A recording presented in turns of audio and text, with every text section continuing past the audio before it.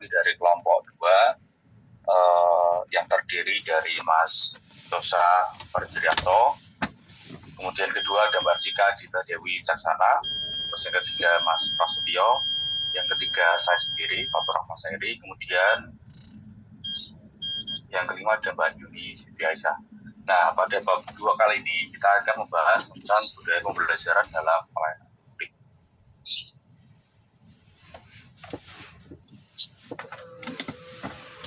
Oke, teman-teman, nanti pada bab ini kita akan membahas tentang konsep budaya pembelajaran dalam organisasi sektor publik. Dalam bab ini nanti kita mengeksplorasi bagaimana budaya-budaya tersebut diciptakan dan dipelihara serta dampaknya terhadap keseluruhan keahlian dan kemampuan beradaptasi dalam pelayanan publik dan kepemimpinannya. Nah, nanti yang akan kita bahas adalah yang pertama tentang kebutuhan akan pembelajaran dalam tenaga kerja layanan publik modern. Yang kedua ada strategi terkini untuk pembelajaran dan pengembangan dalam pelayanan publik. Yang ketiga ada sistem, struktur, dan pembagian tanggung jawab untuk pembelajaran dan pengembangan. Yang keempat ada peluang dan insentif untuk pembelajaran dan pengembangan dalam pelayanan publik modern. Yang kelima, menghargai berbagai pendekatan pembelajaran dan kebutuhan keterampilan. Yang keenam, kesimpulan. Kemudian dilanjutkan dengan masa depan pembelajaran dan pengembangan dalam pelayanan publik, Britania Raya, kampus dan kurikulum pemerintah, serta studi kasus manajemen sumber daya manusia di Indonesia. Ini yang pertama kita akan membahas tentang kebutuhan akan pembelajaran dalam tenaga kerja pelayanan publik modern. Nah, teman-teman, Bapak Ibu sekalian, di halaman depan bab 2 itu disampaikan tentang pesan-pesan penting, pesan-pesan kunci tentang kultur belajar dalam pelayanan publik. Itu mencakup ada 6 poin. Yang pertama tentang dasar keberhasilan strategi pembelajaran. Jadi kultur belajar yang baik merupakan fondasi penting untuk keberhasilan strategi pembelajaran di dalam administrasi publik. Ini menunjukkan bahwa untuk mencapai hasil yang efektif dalam pengembangan pegawai, sebuah organisasi harus memiliki lingkungan yang mendukung pembelajaran serta berkelanjutan. Kemudian yang kedua, pentingnya dukungan manajemen. Nah, dukungan dari manajemen ini sangat krusial dalam keberhasilan inisiatif proses pembelajaran. Jika pemimpin tertinggi dalam sebuah organisasi menunjukkan prioritas pembelajaran, maka hal ini bisa mengarah pada peningkatan hasil yang signifikan. Keterlibatan aktif manajemen dalam memberi insentif dan menciptakan kondisi yang mendukung pembelajaran dapat menghasilkan dampak positif bagi keseluruhan organisasi. Kemudian yang ketiga, keterlibatan pegawai dalam pembelajaran. Tanggung jawab atas pengembangan pegawai sebaiknya dibagi antara pegawai dan manajernya. Nah, hal ini menggarisbawahi pentingnya kolaborasi dalam proses belajar di mana semua pihak berperan dalam pengembangan diri dan tim mereka. Dia memastikan pemimpin memiliki atau menyampaikan SOP delegasi yang jelas agar proses berjalannya organisasi bisa lebih efektif dan efisien. Kemudian yang keempat, pentingnya data dan teknologi. Menggunakan data untuk mengukur dan memantau hasil serta praktek inklusif dalam pembelajaran dan pengembangan merupakan sebuah hal yang sangat penting. Selain itu, penerapan teknologi seperti pembelajaran daring dan penggunaan aplikasi mobile dapat meningkatkan aksesibilitas pembelajaran dan hasil yang akan dicapai. Kemudian yang kelima ada pembelajaran informal. Nah, pembelajaran tidak harus selalu formal. Pembelajaran informal pun perlu dilakukan. Belajar sambil bekerja dan mengamati rekan kerja juga sangat berpengaruh. Strategi pembelajaran yang efektif seharusnya mampu memanfaatkan bentuk pembelajaran ini untuk hasil yang lebih baik, terutama dalam hal pengembangan perilaku dan keterampilan. Kemudian yang keenam, pentingnya rencana dan investasi memiliki rencana strategis yang terorganisir untuk pembelajaran dan pengembangan serta investasi yang memadai sangat penting. Pendanaan yang tepat diperlukan untuk membangun sistem pembelajaran yang dapat beradaptasi dengan kebutuhan organisasi dan individu.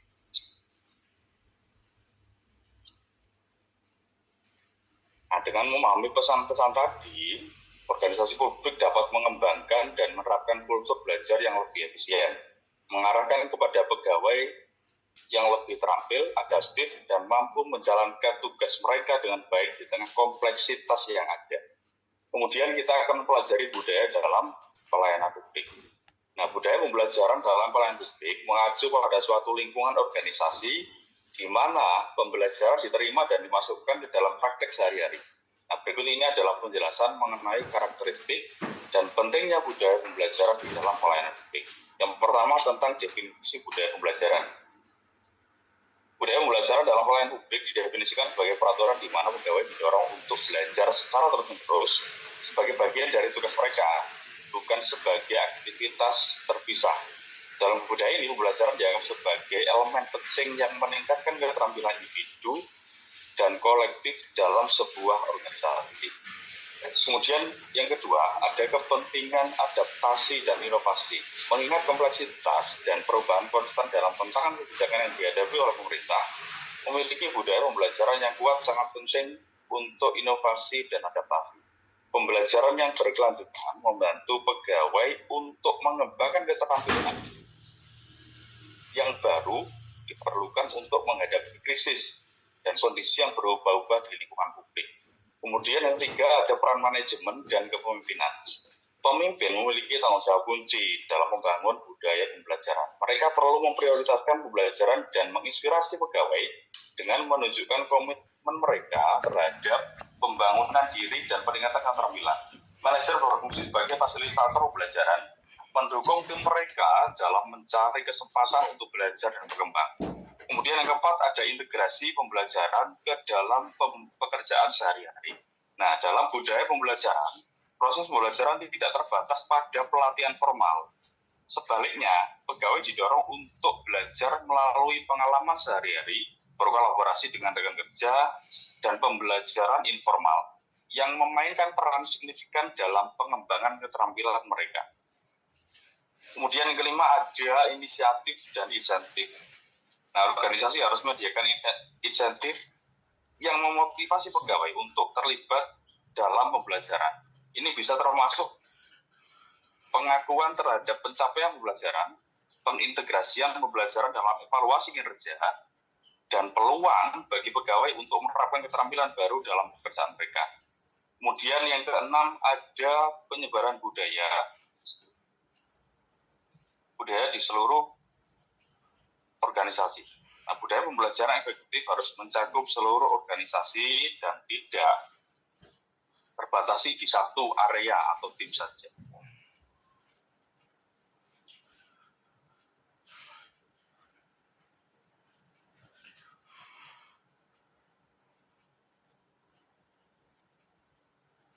Kemudian memungkinkan pembelajaran di dan untuk tempat kerja. Nah, konsep ini mengacu pada pendekatan strategis untuk menciptakan kondisi yang mendukung dan memperkuat pembelajaran di dalam konteks kerja. Berikut ini adalah penjelasan mengenai konsep ini. Yang pertama, pemahaman tentang pembelajaran orang dewasa. Jadi menyusun sistem dan strategi pembelajaran yang efektif memerlukan pemahaman tentang cara belajar orang dewasa, di mana pembelajaran seringkali bersifat aktif dan relevan dengan konteks kehidupan mereka. Pembelajaran harus dapat dihubungkan dengan situasi dan tantangan yang dihadapi pegawai dalam pekerjaan mereka, sehingga mereka merasa termotivasi untuk berperan serta dan berpartisipasi.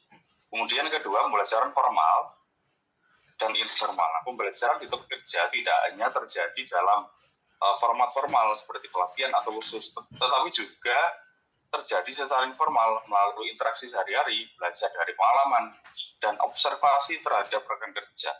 Kemudian yang ketiga, peran manajer dan pemimpin. Manajer berperan penting dalam menciptakan lingkungan yang mendukung proses pembelajaran itu sendiri. Kemudian yang keempat, strategi dan sistem pembelajaran. Organisasi perlu merancang sistem pembelajaran yang menjangkau seluruh karyawan, termasuk metode latihan yang beragam, sehingga memungkinkan semua pegawai itu bisa ikut serta dalam proses pembelajaran. dan mereka tahu proses pembelajaran bagi mereka, baik secara individu maupun kelompok, itu bisa lebih mudah dipahami. Kira-kira mereka itu cocoknya di proses pembelajaran yang seperti apa. Kemudian insentif dan dukungan. Penting untuk memberikan insentif dan dukungan bagi pegawai agar mereka merasa didorong untuk belajar. Hal ini bisa mencakup pengakuan terhadap pencapaian pembelajaran, pengintegrasian pembelajaran dalam rencana pengembangan karir, dan penyediaan waktu yang cukup dalam rutinitas kerja untuk mengeksplorasi kegiatan pembelajaran.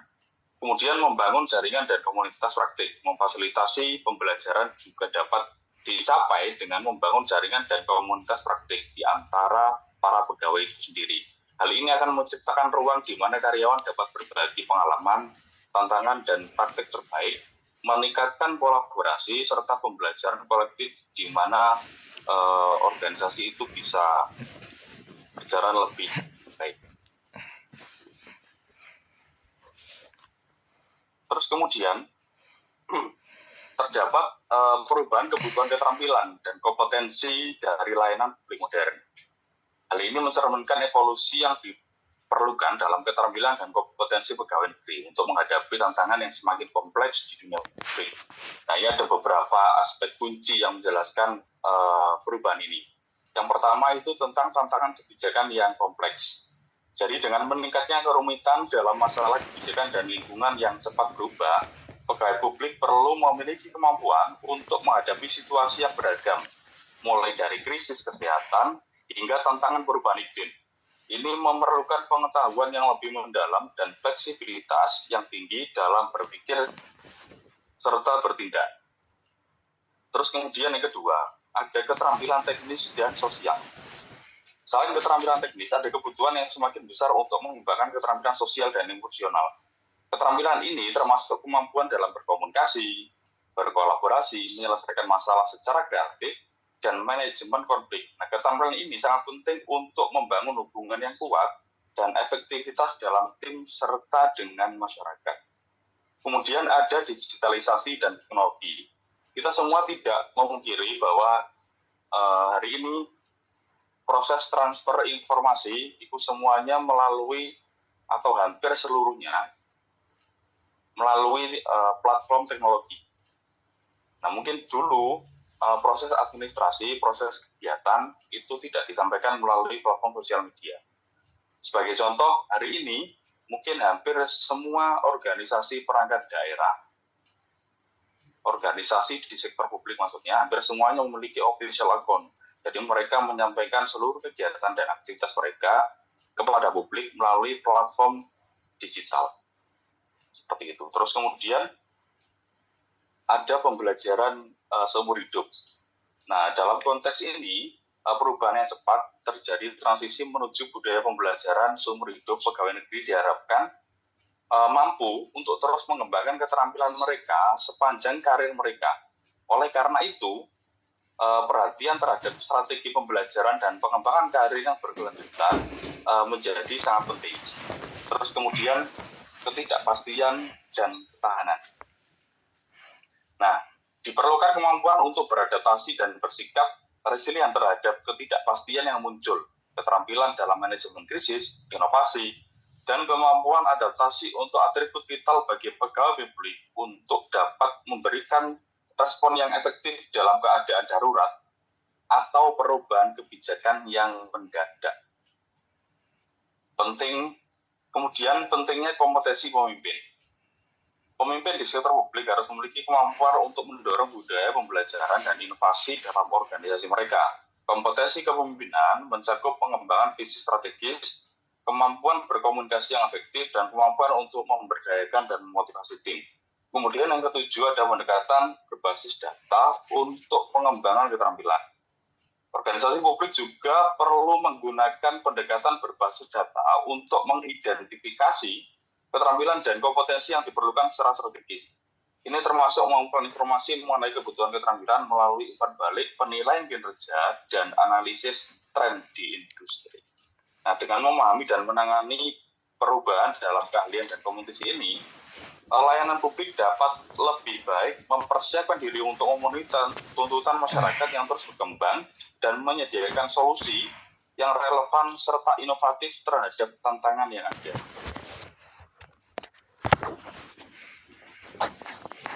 Kemudian di sini ada strategi terkini untuk pembelajaran dan pengembangan dalam layanan publik. Nah, ini adalah strategi kunci yang membahas tentang bagaimana sistem pembelajaran dan pengembangan yang sedang dirancang dan diterapkan dalam layanan publik di negara-negara OECD. Yang pertama tentang kultur pembelajaran. Membangun kultur pembelajaran yang kuat dalam organisasi publik menjadi sangat penting. Ini mencakup sikap dan tindakan sistematis yang menciptakan ruang untuk pengembangan berkelanjutan. Kultur ini didukung oleh elemen-elemen seperti kepemimpinan, insentif, serta strategi berbasis bukti. Kemudian yang kedua, ada peran kepemimpinan. Pemimpin memiliki peran kunci dalam menciptakan dan memelihara kultur pembelajaran. Mereka yang berfokus pada pengembangan karyawan dan memprioritaskan pembelajaran cenderung menciptakan lingkungan yang lebih kondusif bagi pelibatan karyawan dalam kesempatan belajar. Kemudian sistem pembelajaran yang komprehensif. Nah, banyak negara yang berhasil dalam pembelajaran dan pengembangan tenaga kerja memiliki sistem yang dirancang dengan baik, yang mencakup keseluruhan tenaga kerja administrasi, mendorong komunikasi dan praktik terbaik antar departemen, serta menyediakan peluang yang setara untuk semua staf. Kemudian yang keempat, ada insentif untuk belajar. Nah, menyediakan insentif bagi karyawan untuk berpartisipasi dalam pembelajaran sangat penting. Kesadaran tentang apa yang diperlukan untuk mendapatkan promosi, misalnya dapat memotivasi karyawan untuk terlibat dalam proses maupun program pembelajaran itu sendiri. Kemudian ada diversifikasi peluang pembelajaran. Nah, mengembangkan berbagai jenis peluang pembelajaran, termasuk pembelajaran informal, sangat penting dalam desain strategi pembelajaran. Hal ini mencakup pembelajaran yang dapat terjadi secara tidak terduga dalam konteks pekerjaan sehari-hari, seperti pembelajaran dari rekan kerja atau pengalaman secara langsung. Kemudian yang keenam ada penggunaan data. Pengumpulan dan analisis data mengenai efektivitas program pembelajaran adalah penting untuk mengevaluasi hasil dan dampak strategi pembelajaran. Data dapat memberikan wawasan yang lebih baik tentang kebutuhan keterampilan yang dikembangkan dalam organisasi dan membantu menginformasikan keputusan kebijakan. Kemudian perencanaan anggaran. Nah, investasi dalam pembelajaran dan pengembangan termasuk dalam perencanaan anggaran yang baik untuk memastikan keberlanjutan dan efektivitas program. Dengan meningkatnya penggunaan teknologi pembelajaran digital, alokasi sumber daya untuk pengembangan ini tentu menjadi lebih krusial. Kemudian yang terakhir ada jaringan dan komunikasi praktik. Nah, pembentukan jaringan dan komunikasi praktik ini dapat meningkatkan kolaborasi dan proses berbagi pengetahuan antar pegawai di sektor publik. Nah, inisiatif ini membantu menciptakan lingkungan pembelajaran yang lebih inklusif dan terhubung di seluruh organisasi. Nah, secara keseluruhan, strategi saat ini dalam pembelajaran dan pengembangan layanan publik berfokus pada penguatan kultur pembelajaran dengan menekankan pada kepemimpinan, insentif, desain sistem yang inklusif, dan pemanfaatan data untuk menginformasikan praktek terbaik. Hal ini bertujuan untuk memastikan pelayanan publik memiliki kemampuan yang diperlukan untuk menghadapi tantangan kompleks di masa yang akan datang. Nah, ini untuk sistem, struktur, dan pembagian tanggung jawab untuk pembelajaran dan pengembangan akan dilanjutkan oleh Mbak Yuni. Kepada Mbak Yuni dipersilakan. Terima kasih Mas Fatur. Baik teman-teman, kita akan mempelajari subbab selanjutnya, yaitu sistem, struktur, dan pembagian tanggung jawab untuk pembelajaran dan pengembangan. Next.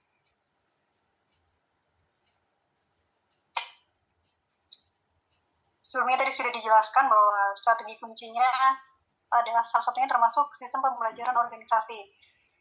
Sistem pembelajaran organisasi itu sendiri merupakan mekanisme yang memungkinkan organisasi untuk memperoleh, menyimpan, mentransfer, dan menggunakan pengetahuan guna meningkatkan kinerja dan adaptasi terhadap perubahan. Untuk negara-negara di OECD itu melakukan beberapa dan berbagai macam survei mengenai sistem pembelajaran organisasi ini sendiri. Mereka melihat bagaimana administrasi pusat itu menerapkan dan mengkoordinasikan pelatihan di seluruh lembaganya. Jadi strategi dan alat pembelajaran organisasi menurut OECD yang telah dikembangkan itu ternyata bisa diatur secara terpusat, kemudian bisa didistribusikan ke seluruh kementerian, bisa juga diserahkan kepada manajer individu, bisa dialihdayakan dan bisa melalui kombinasi dari beberapa di antaranya. Jadi strategi-strategi itu tidak hanya berlaku atau pakem terhadap satu saja, tapi melalui beberapa strategi mereka bisa mengkombinasikan dan memilih strategi terbaik untuk meningkatkan sistem pembelajaran organisasi tersebut. Survei-survei di negara OECD sendiri ternyata hampir seluruh negara yang tergabung itu melakukan pembelajaran organisasi.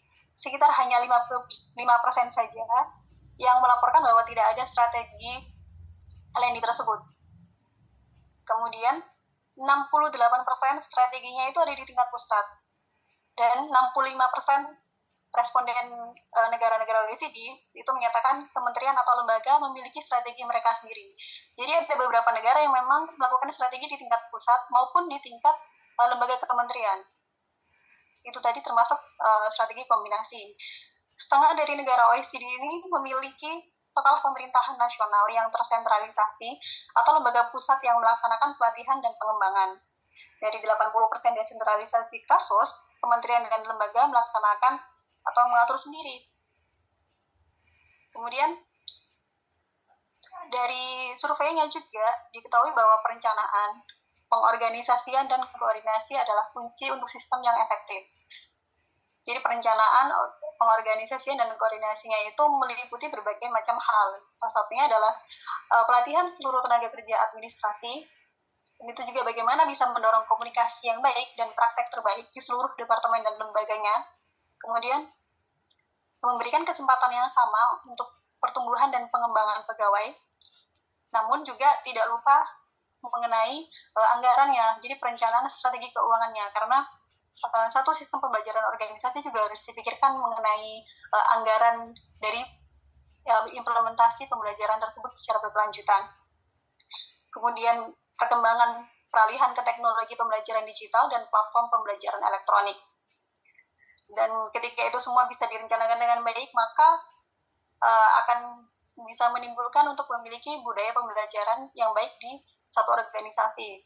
Dan itu memberikan manfaat untuk mendukung inisiatif yang berkontribusi pada pengembangan keterampilan, kemudian ketahanan dan fleksibilitas tenaga kerja, dan juga untuk bisa memobilisasi antara berbagai peran departemen di satu lembaga atau lebih dari satu lembaga.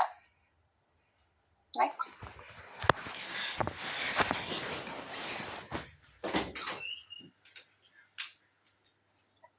Peran manajer dalam budaya pembelajaran. Disebutkan juga tadi sebelumnya bahwa salah satu strategi kunci dari sistem pembelajaran itu adalah kepemimpinan.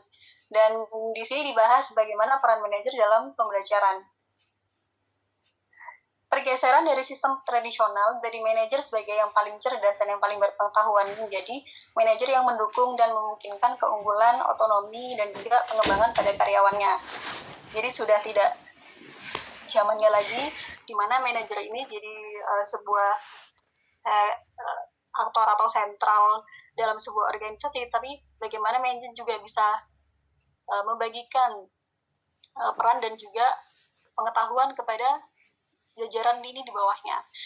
Jadi pergeseran tugas dari bos menjadi mentor, kemudian pengamatan dalam bekerja bersama secara profesional itu bisa mengembangkan bagaimana pengembangan karyawan dan tim adalah tugas seorang manajer dalam manajerialnya. Jadi bagaimana manajer itu bisa menjadi contoh dalam belajar dan juga prakteknya. Kemudian bagaimana manajer bisa memberikan kebebasan untuk berpendapat dalam pemecahan masalah, dan bagaimana manajer bisa mendukung atau mendorong untuk berinovasi, bereksperimen, dan juga mencoba hal-hal baru. Dan bagaimana manajer bisa memberikan penghargaan dan apresiasi kepada semua lini jajaran di bawahnya. Jadi itu bisa menumbuhkan budaya pembelajaran dan juga budaya bekerja yang baik dalam lingkungan organisasi, sehingga semua karyawan itu bisa merasakan pengembangan secara pengetahuan maupun secara emosional, karena mereka merasa ada di lingkungan yang baik dengan manajer yang perhatian kepada mereka. Next.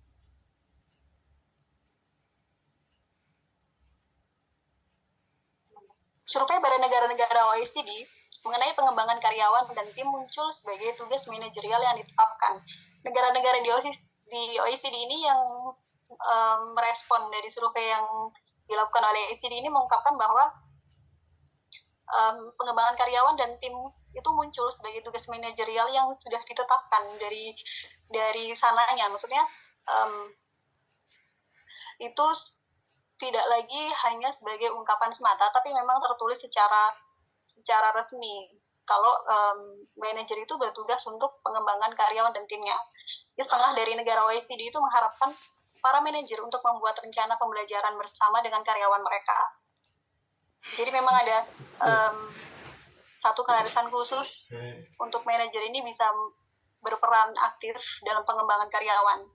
Beberapa contoh diantaranya adalah di Inggris, ada kerangka kompetensi manajerial yang mencakup developing others, itu adalah dilakukan secara tertulis bagaimana manajer dalam tugasnya. Kerangka manajerial pun termasuk adalah pengembangan karyawan dan timnya. Kemudian ada di Portugal, itu ada penilaian kerja manajer, dan itu diukur berdasarkan pengembangan sumber daya manusia yang dia olah. Jadi bagaimana karyawan atau jajaran ini di bawahnya itu bisa berkembang. Itu adalah termasuk pada penilaian untuk para manajer publik. Kemudian ada di Spanyol. Jadi manajer itu harus melakukan kuesioner tahunan yang menguraikan kebutuhan pelatihan staff. Sedangkan di Prancis, hampir sama, manajer itu harus membahas pengembangan dan pelatihan profesional dengan staff sebagai bagian dari penilaian profesional tahunan. Jadi sudah secara resmi dan tertulis, salah satunya adalah tugas manajer bagaimana dia atau para manajer publik ini mengembangkan karyawannya. Next.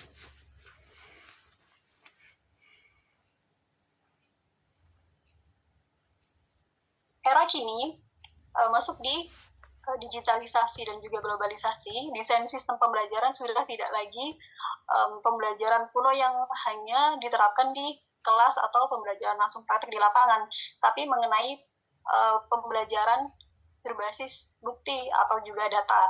Jadi desain sistem pembelajaran dan pengembangan dikembangkan berdasarkan data. Pengumpulan dan analisa data itu memungkinkan organisasi lebih memahami apakah sistem pelatihan mereka sudah berjalan dengan baik. Di antaranya, apakah sistem tersebut itu menjangkau orang yang tepat? Kemudian apakah sistem tersebut mengajarkan hal yang tepat? Apakah sistem tersebut menumbuhkan budaya yang ingin dicapai? Karena masing-masing negara, masing-masing lembaga itu mungkin punya spesifikasi karakter tersendiri. Dan itu memungkinkan mereka untuk bisa menganalisa data yang mereka miliki untuk pengembangan menjadi yang lebih baik lagi.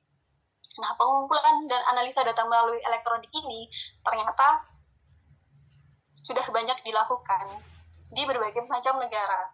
Di pendataan mereka melakukan negara-negara OECD melakukan pendataan mengenai penerimaan pelatihan, dan itu sudah dilakukan sebanyak 90% responden dari negara-negara OECD. Akan tetapi, hanya sedikit di antaranya saja yang melakukan pendataan terhadap hasil pelatihannya. Tidak dilaporkan secara spesifik bagaimana pembaharuan atau mungkin pengembangan dari hasil-hasil pelatihan yang sudah dilakukan. Jadi minimnya data mengenai aspek keragaman dan juga inklusi program pelatihan itu juga menjadi sebuah kekurangan di dalam pendataan hasil pelatihan. Jadi mulai dari keragaman gender, kemudian usia, disabilitas, latar belakang sosial dan ekonomi. Nah, hal-hal tersebut ini tadi itu menjadi sebuah tantangan bagaimana desain sistem pembelajaran dan pengembangan berdasarkan data ini bisa dilakukan dan bisa dikembangkan menjadi sistem pembelajaran yang terbaik untuk masa yang akan datang. Next.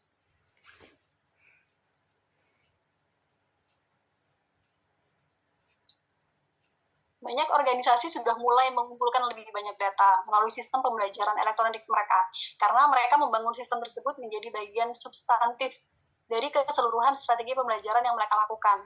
Salah satu contoh diantaranya adalah di Irlandia.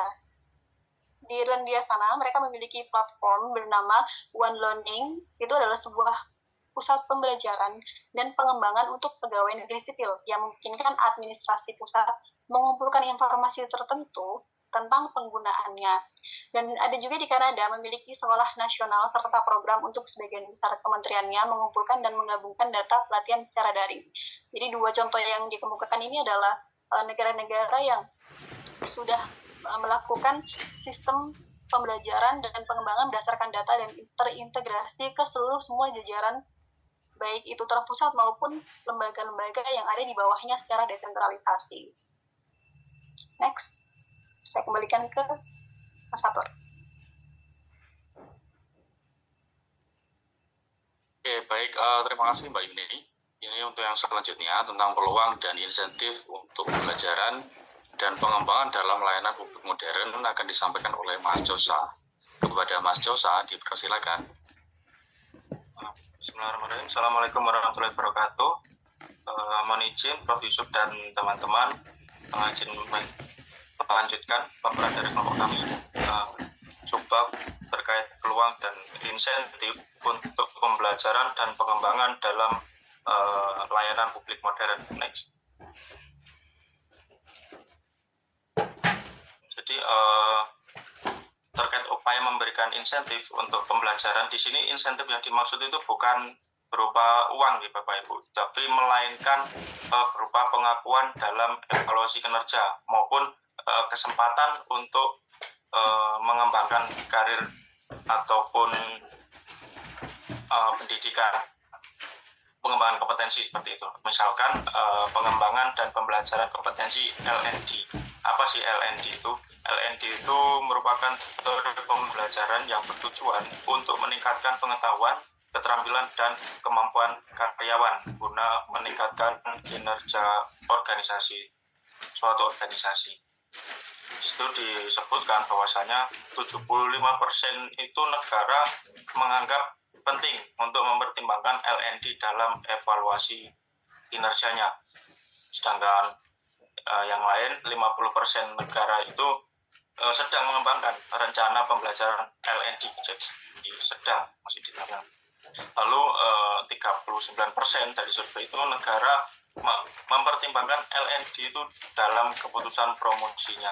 Jadi ketika di Jawa Timur misalkan itu kita sudah sering mendapatkan insentif untuk pengembangan kompetensi melalui BPSDM provinsi seperti itu.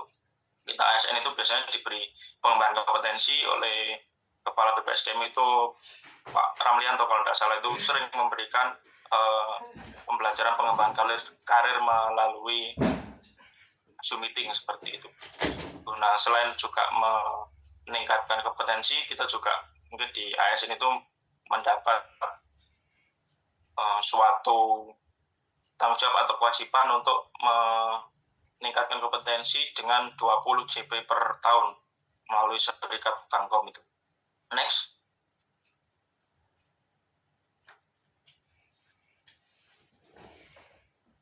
Lalu dalam upaya memberikan insentif untuk pembelajaran, tantangan manajemen SDM organisasi itu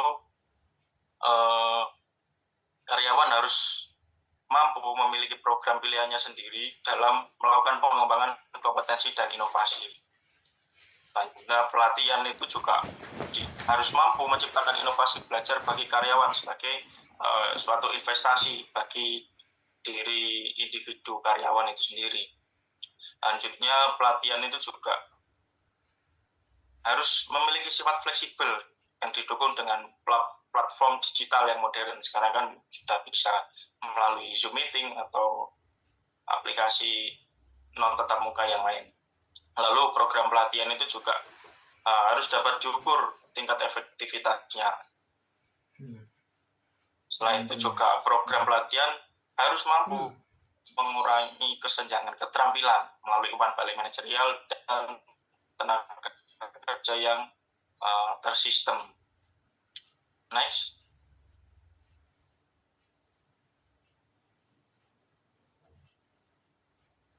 Pembelajaran digital berbasis teknologi. Jadi dalam sistem pembelajaran digital ini dinilai lebih memainkan peran penting dalam strategi pengembangan layanan publik seperti pembelajaran online atau daring non tatap muka. Dengan adanya sistem pembelajaran tersebut yang berbasis teknologi dan lebih modern itu dinilai dapat mengurangi hambatan terhadap transformasi digital di tempat kerja yang terus berubah, menyesuaikan kebutuhan pasar yang semakin hari semakin kompleks. Next.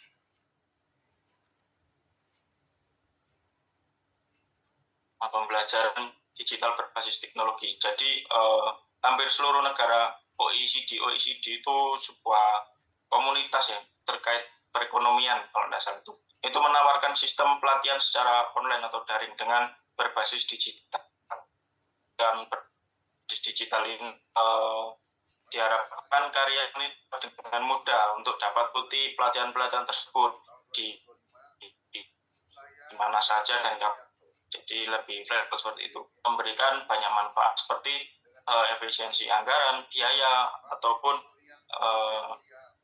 tenaga untuk berpindah tempat itu ya, juga mengurangi emisi karbon karena berkendaraan itu tadi.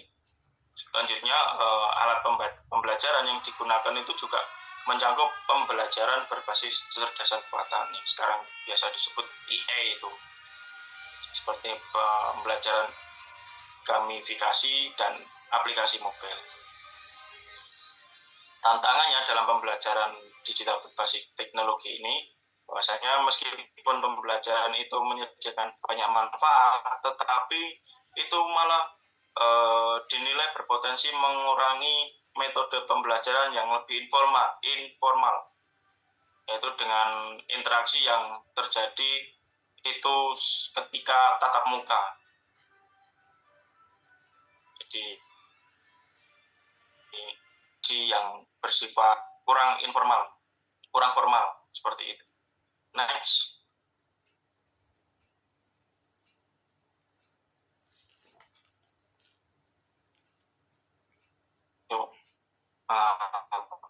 Terkait mengantisipasi dan membentuk kesenjangan keterampilan pelayan publik melalui sistem pembelajaran. Di sini sistem pembelajaran dan pengembangan itu dianggap sangat berpengaruh terhadap upaya menemukan dan menutup kesenjangan keterampilan.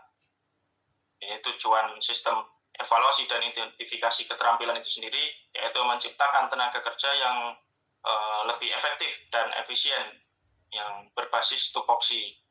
Lalu alat ukur untuk menentukan keberhasilan suatu pelatihan, serta dapat menentukan arah pelatihan agar sesuai dengan yang diharapkan oleh organisasi itu sendiri. Next.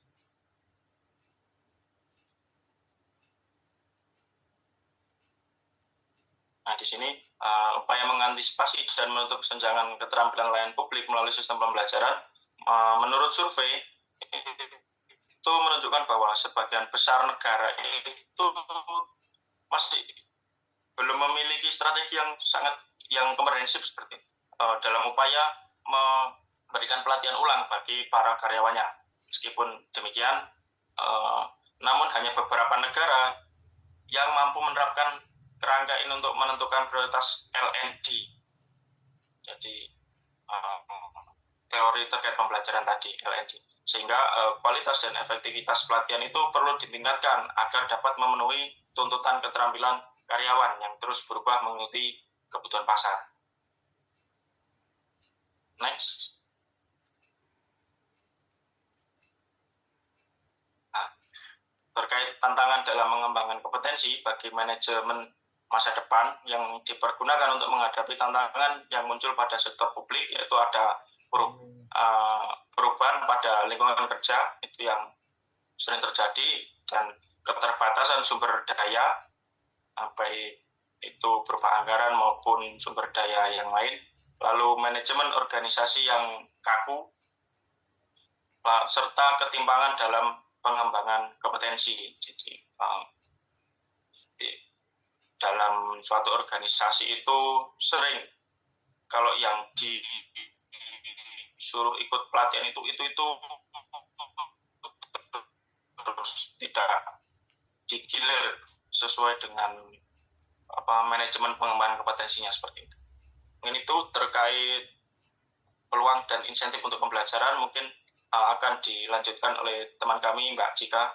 Saya kembalikan ke moderator. Terima kasih. Oke, baik, terima kasih Mas Josa atas materi yang telah disampaikan. Selanjutnya ada menghargai berbagai pendekatan pembelajaran dan kebutuhan keterampilan yang akan disampaikan oleh Mbak Cika. Kepada Mbak Cika, dipersilakan. Siap, terima kasih Mas Fatur. Mohon izin melanjutkan presentasi. Kemudian kita akan membahas terkait valuing different learning approaches skill needs atau menghargai perbedaan pendekatan pembelajaran dan kebutuhan keterampilan yang berbeda. Next, Mas. Secara individu, setiap karyawan itu pasti memiliki kebutuhan dan metode yang beragam dalam hal pembelajaran. Ada yang berkembang melalui lingkungan pembelajaran formal, namun ada juga yang lebih menyukai pembelajaran secara informal, seperti melalui tugas langsung di tempat kerja ataupun bimbingan. Oleh karena itu, menyediakan berbagai macam kesempatan untuk belajar, untuk menjangkau dan memfasilitasi lebih banyak karyawan menjadi sangat penting. Intinya adalah bahwa strategi pengembangan karyawan yang efektif perlu mempertimbangkan gaya belajar yang beragam, kebutuhan tenaga kerja, serta dapat beradaptasi secara fleksibel untuk memberikan peluang realistis dalam mencapai hasil terbaik. Negara-negara OECD mulai memperluas jenis kesempatan belajar yang tersedia bagi karyawan, dengan mempertimbangkan kemampuan setiap jenis tawaran pembelajaran untuk menjangkau dan memberi manfaat bagi seluruh tenaga kerja yang beragam. Taktik ini sangat penting mengingat berbagai macam peran yang ada di sektor publik, serta kebutuhan untuk menawarkan pelatihan pembentukan keterampilan secara strategis yang ditargetkan untuk seluruh karyawan. Ada beberapa contoh upaya untuk mendorong keberagaman dalam pembelajaran dan pengembangan di beberapa negara OECD ini. Misalnya, Kanada ini menjalankan program rotasi yang disebut The Mosaic Leadership Development Program yang menargetkan kelompok-kelompok beragam secara spesifik dan dirancang untuk mengembangkan pemimpin masa depan dengan berbagai latar belakang menggunakan mobilitas pekerjaan dan pelatihan. Kanada juga memiliki pelatihan khusus untuk para eksekutif yang dimaksudkan untuk mendorong keberagaman dan inklusi, seperti untuk mengembangkan keterampilan kepemimpinan inklusif, fokus pada kepemimpinan berikuni, dan sesi pelatihan sebaya dengan Black Executive Network atau jaringan eksekutif orang kulit hitam.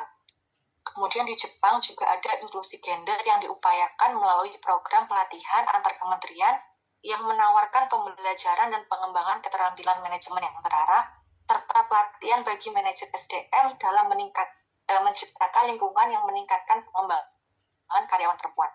Sementara itu di Australia, kesadaran pelatihan budaya aborigin dan penduduk Selat Torres merupakan modul pembelajaran wajib utama untuk program induksi di semua lembaga. Beberapa program pelatihan kepemimpinan senior mengajarkan para pemimpin senior untuk melakukan acknowledgement of country atau pengakuan negara dalam bahasa masyarakat adat setempat. Selain itu, juga ada penawaran pelatihan tentang kesadaran disabilitas, bias bawah sadar, dan pelatihan khusus manajer tentang penyesuaian yang wajar dalam suatu hal peristiwa. Next, Mas. Pembelajaran informal diketahui memiliki potensi yang luar biasa, bahkan bisa menjadi bagian yang jauh lebih besar daripada pembelajaran formal. Pembelajaran juga dapat bersifat informal seperti melalui format non-kelas seperti lokakarya atau diskusi, atau mungkin lebih bersifat pengalaman seperti pembelajaran sambil melakukan atau mengamati orang lain. Pembelajaran informal ini tidak hanya efektif, tetapi juga dapat mengatasi berbagai tantangan yang biasanya terjadi dalam pembelajaran formal. Metode informal ini cenderung memberikan pekerja itu lebih banyak otonomi, seperti menyusun beberapa tugas dalam satu tim atau sesekali mengambil tugas kepemimpinan. Meskipun sulit untuk dianalisis dan diatur, model informal ini dapat memberikan kontribusi yang substansial terhadap pembelajaran karyawan. Di negara-negara OECD, sekitar 70% pekerja di seluruh industri, tidak hanya sektor publik, memiliki tingkat keterlibatan dan pembelajaran informal yang teratur, dibandingkan dengan hanya 8% yang terlibat dalam pelatihan formal. Jenis pembelajaran ini bisa sama efektifnya, bahkan terkadang lebih efektif dibandingkan dengan pembelajaran formal dan seringkali dapat mencakup tingkat aktivitas yang lebih tinggi. Meskipun pembelajaran informal ini memainkan peran penting dalam mengembangkan tenaga kerja, tetap saja sulit untuk merencanakan, mengukur, dan melaksanakan secara konkret. Untuk itu, banyak negara OECD mulai menyusun pekerjaan dengan cara yang lebih mendorong atau memungkinkan pembelajaran informal. Banyak negara OECD telah menggunakan metode dan alat organisasi dan operasional yang meningkatkan pembelajaran informal, seperti jaringan praktik, perancang kerja di sekitar kerja tim, dan mendorong interaksi antar tim dan alur kerja sampai tingkat tertentu. Next, Mas.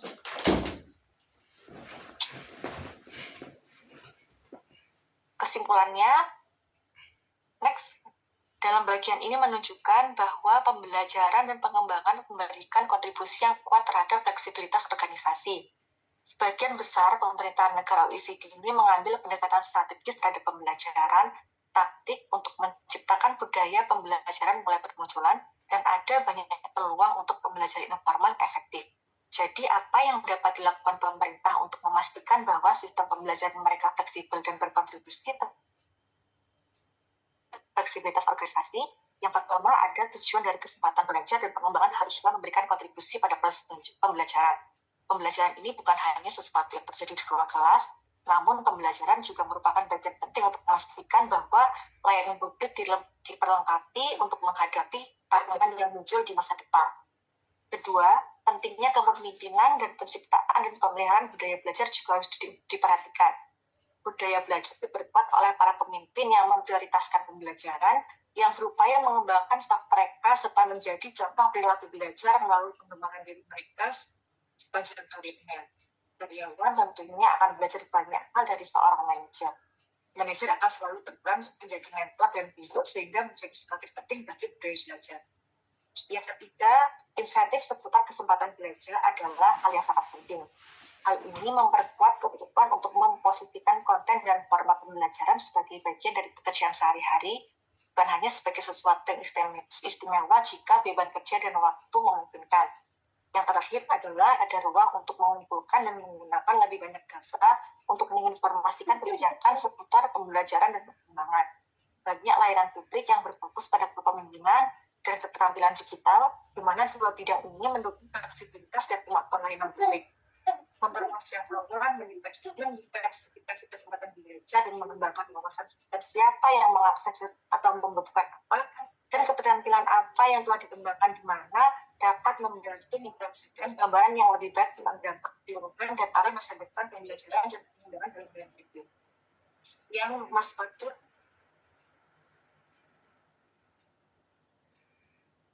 Oke, baik, terima kasih Mbak Cika. Nah, ini untuk membahas tentang studi kasus budaya belajar ASN di Indonesia akan disampaikan oleh Mas Prasetyo. Kepada Mas Prasetyo dipersilakan. Baik, terima kasih Mas Fatur atas waktunya. Mohon izin Prof. Yusuf dan rekan-rekan sekalian, saya akan melanjutkan paparan dari kelompok kami. Kali ini kita akan membahas tentang studi kasus budaya belajar ASN yang ada di Indonesia. Next. Baik, untuk studi kasus ini kami akan memfokuskan studi kasusnya pada tema memperkuat budaya belajar ASN melalui pengembangan kompetensi. Nah, berkaitan dengan hal tersebut terdapat beberapa hal yang menurut saya perlu kita pahami bersama dulu sebelum kita lebih dalam membahas tentang pengembangan kompetensi ASN di Indonesia. Yang pertama adalah bahwasanya kompeten merupakan salah satu core value ASN, yang mana hal tersebut termuat dalam Undang-Undang ASN. Kemudian pengembangan kompetensi merupakan hak dan kewajiban bagi setiap ASN. Hal tersebut juga tercantum dalam Undang-Undang ASN, dan lebih khusus lagi untuk PNS diatur bahwa setiap PNS minimal mendapatkan 20 jam pelajaran per tahun ya untuk pengembangan kompetensi. Kemudian pengembangan kompetensi tidak hanya dipandang sebagai sebuah kewajiban hak bagi setiap ASN, tetapi juga merupakan kewajiban bagi setiap ASN. Hal itu juga tercantum dalam Undang-Undang ASN yang disebutkan dalam pasal 49 bahwa setiap pegawai ASN wajib melakukan pengembangan kompetensi melalui pembelajaran secara terus-menerus. Kemudian pengembangan kompetensi itu merupakan kewajiban dari instansi pemerintah, dan hal itu diatur dalam PP Manajemen PNS bahwasanya pejabat pembina kepegawaian setiap instansi wajib untuk menetapkan kebutuhan, rencana, pelaksanaan, dan proses evaluasi dalam pengembangan kompetensi PNS. Kemudian pengembangan kompetensi merupakan bagian dari manajemen ASN yang mana juga diatur dalam Undang-Undang ASN. Kemudian pengembangan kompetensi ini dapat mendorong pengembangan talenta dan karir. Hal itu sebagaimana disebutkan dalam pasal 46 Undang-Undang ASN bahwasanya pengembangan talenta dan karir dilakukan dengan mempertimbangkan kualifikasi, kompetensi, kinerja, dan kebutuhan instansi pemerintah.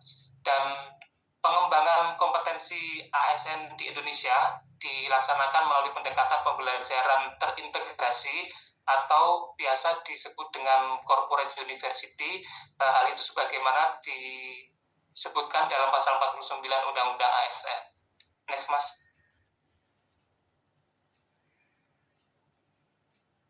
Baik, Bapak Ibu, ini adalah dasar kebijakan pelaksanaan pengembangan kompetensi ASN di Indonesia. Yang pertama adalah Undang-Undang Nomor 20 Tahun 2023 tentang ASN, kemudian PP Nomor 11 Tahun 2017 tentang Manajemen PNS, Jungto PP 17 Tahun 2020 tentang perubahan atas PP 11 Tahun 2017 tentang Manajemen PNS, kemudian Peraturan LAN Nomor 10 Tahun 2018 tentang pengembangan kompetensi PNS, dan Peraturan LAN Nomor 6 Tahun 2023 tentang sistem pembelajaran pengembangan kompetensi secara terintegrasi atau corporate university. Next. Bapak Ibu, pendekatan pembelajaran terintegrasi atau corporate university ini merupakan sistem pembelajaran yang sudah mengadopsi paradigma pembelajaran terbaru, yaitu learning and development.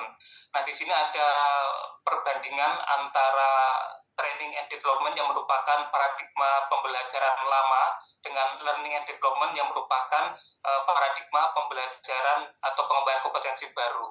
Untuk paradigma training ini berfokus pada trainer atau pemateri atau pemberi materi.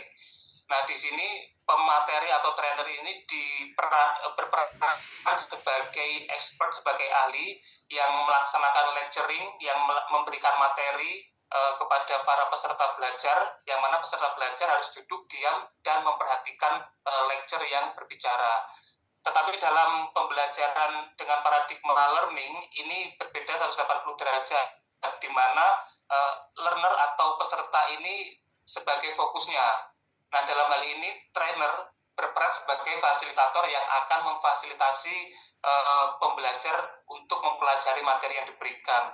Kemudian metode yang dipergunakan dalam paradigma training itu masih one way learning, artinya para peserta harus memperhatikan lecture atau trainer yang memberikan materi, sedangkan dalam paradigma learning ini dilaksanakan dengan two way learning, artinya baik trainer maupun peserta memiliki kesempatan yang sama untuk berbicara dan mendengarkan. Kemudian strategi yang digunakan dalam pendekatan training ini lebih ke memorize atau menghafal. Sedangkan dalam paradigma learning ini lebih ke critical thinking, kemudian problem solving dan inovasi. Dan yang terakhir adalah proses pembelajaran. Untuk paradigma training ini dilaksanakan secara isolated learning, artinya pembelajaran dilaksanakan dalam kelas dan peserta hanya belajar saat di dalam kelas saja. Tetapi untuk paradigma learning, pembelajaran dilakukan secara terintegrasi, tidak hanya dilakukan di dalam kelas, tetapi para pembelajar atau peserta pembelajaran ini bisa melakukan kegiatan pembelajaran di luar kelas. Next.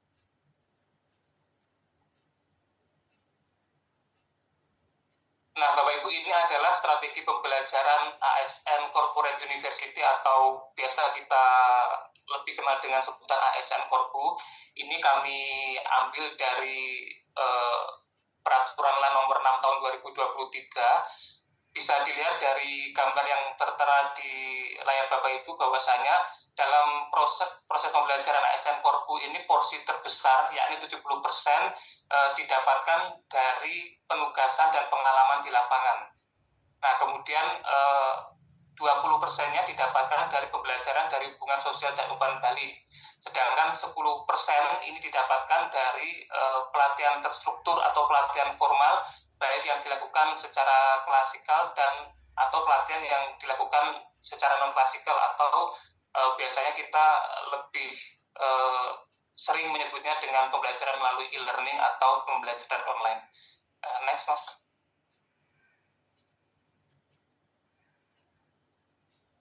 Ya, berikut merupakan manfaat penting dari pelaksanaan ASN Corporate University. Yang pertama adalah menciptakan sistem pembelajaran yang responsif. Nah, karena pembelajaran dalam ASN Corporate University ini didesain sedemikian mungkin sehingga bersifat fleksibel dan fokus terhadap strategi organisasi, ini sehingga outputnya peserta mampu beradaptasi dengan cepat dengan lingkungan yang sangat dinamis. Kemudian manfaat yang kedua adalah meningkatkan efisiensi dalam kegiatan pembelajaran ASN. Sebagaimana yang tadi kita sudah bahas sebelumnya, bahwasanya pembelajaran dalam ASN Korpu ini kan dilaksanakan tidak harus di dalam kelas, tidak harus dengan pembelajaran yang formal dan terstruktur, tetapi bisa dilakukan dengan e-learning dan metode yang lainnya. Nah, hal ini ternyata mampu menjawab keterbatasan waktu para pegawai dan juga bisa menghemat biaya penyelenggaraan pengembangan kompetensi ASN. Kemudian manfaat yang ketiga adalah mewujudkan integrated organizational learning. Di sini maksudnya bahwa ASN Korpu ini dinilai dapat mewujudkan integrasi proses pembelajaran dengan kinerja atau strategi organisasi, karena sebagaimana yang tadi sudah kita bahas juga bahwasanya fokus dari ASN Korpu ini adalah pembelajaran yang mengarah pada strategi ataupun praktik dalam rangka mendukung terwujudnya arah kebijakan pembangunan nasional. Next.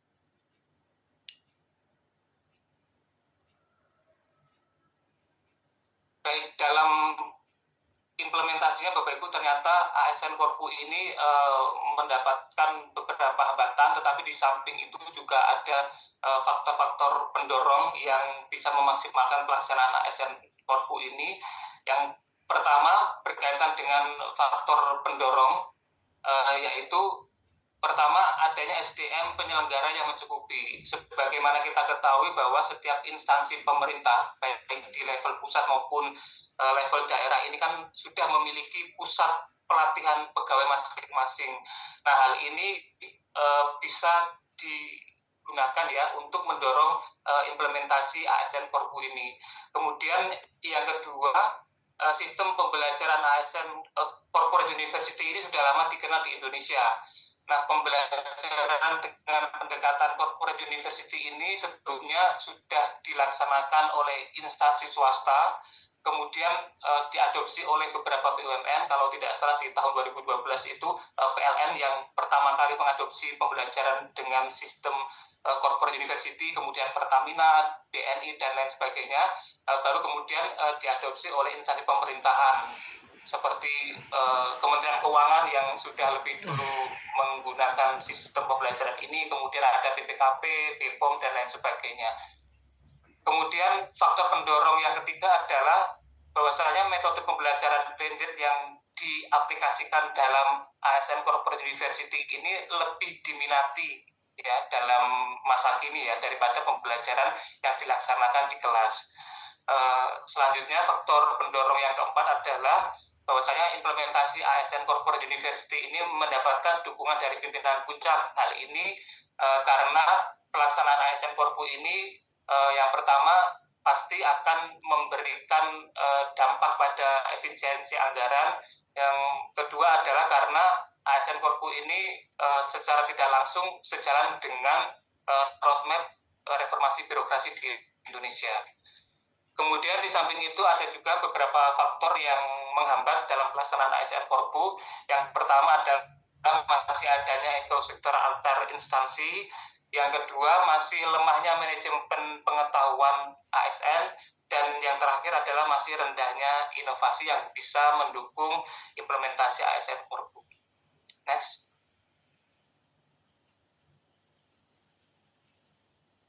Ya, Bapak Ibu, ini adalah studi atau analisis perbandingan yang kita lakukan berkaitan dengan implementasi ASN Corporate University di Indonesia dan juga the Government Campus and Curriculum yang diimplementasikan di Inggris.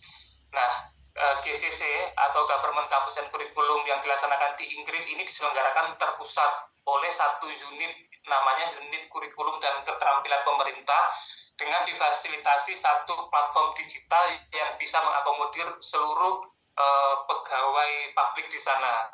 Sedangkan ASN Korpu di Indonesia ini dilaksanakan pada tingkat nasional dan tingkat instansi, serta belum difasilitasi dengan platform digital yang terintegrasi yang mampu mengakomodir seluruh ASN di Indonesia.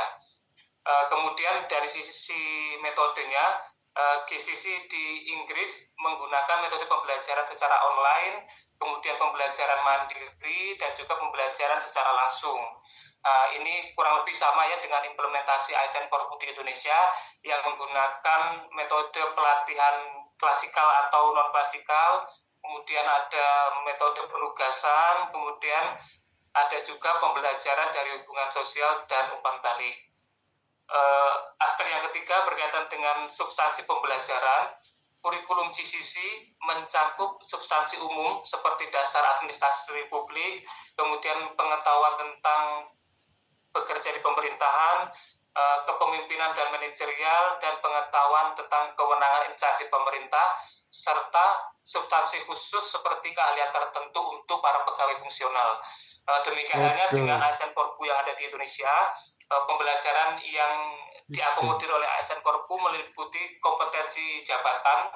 Ini antara lain terdiri dari kompetensi manajerial, kompetensi sosiokultural, dan kompetensi teknis. Ada juga kompetensi